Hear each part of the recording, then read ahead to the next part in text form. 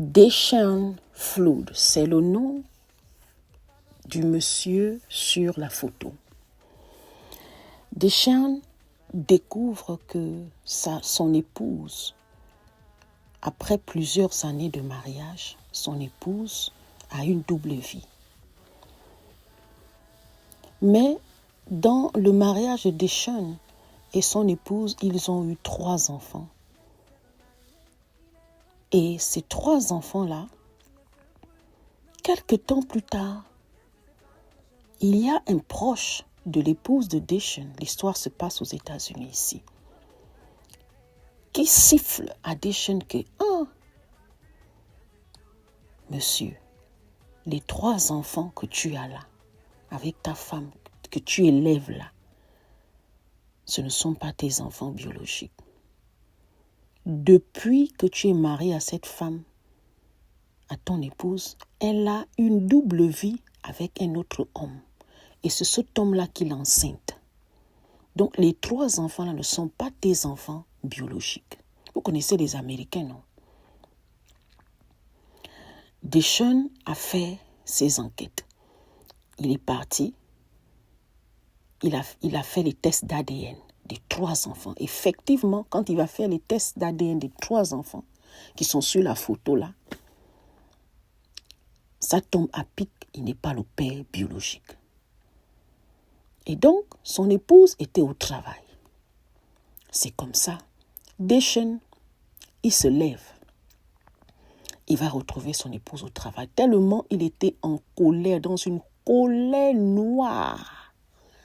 C'est-à-dire que Deshaun, c'est comme si le monde l'a humilié. C'est pas seulement sa femme. Il dit, mais attends, il s'est senti tellement humilié, tellement rabaissé, tellement...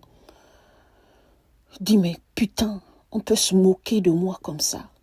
Durant toutes ces années, je m'en vais travailler comme un malade. Durant toutes ces années, je me casse le couaïs pour élever 3 enfants dans cette Amérique. Nous tous, on connaît.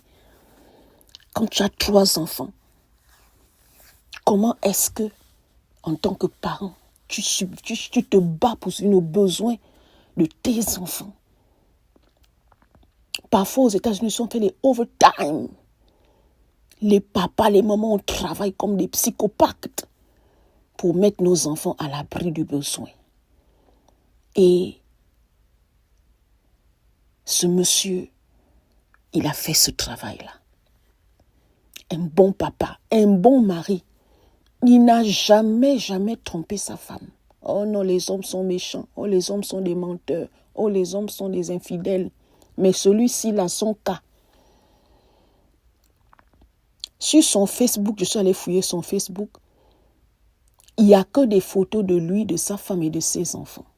Ça veut dire qu'il adulait son épouse. Il adulait ses enfants.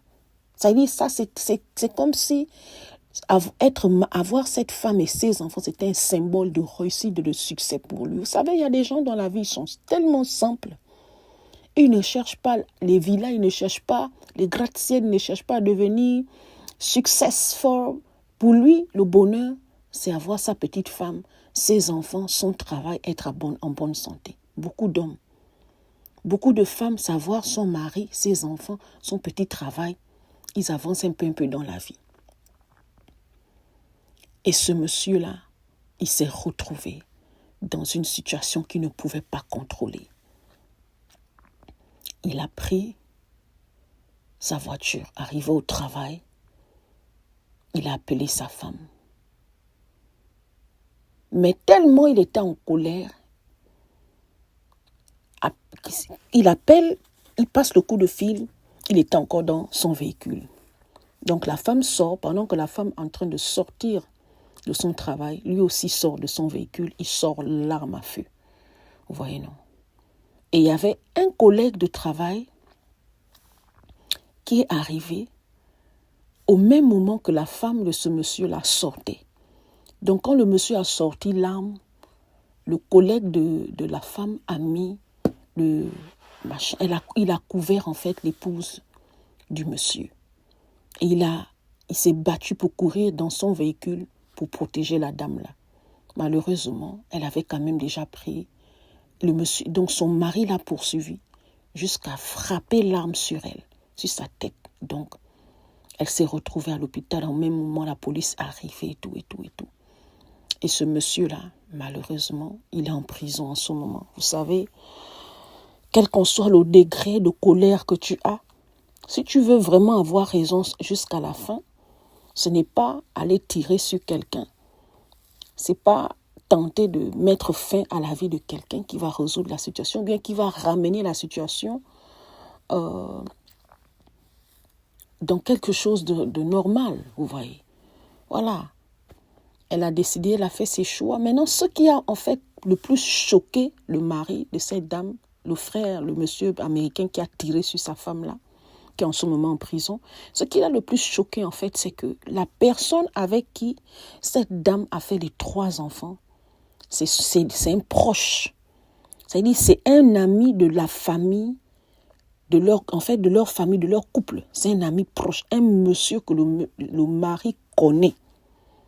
Un monsieur qui quand ils avaient les anniversaires, quand ils avaient les fêtes, quand ils avaient les événements, le monsieur là venait.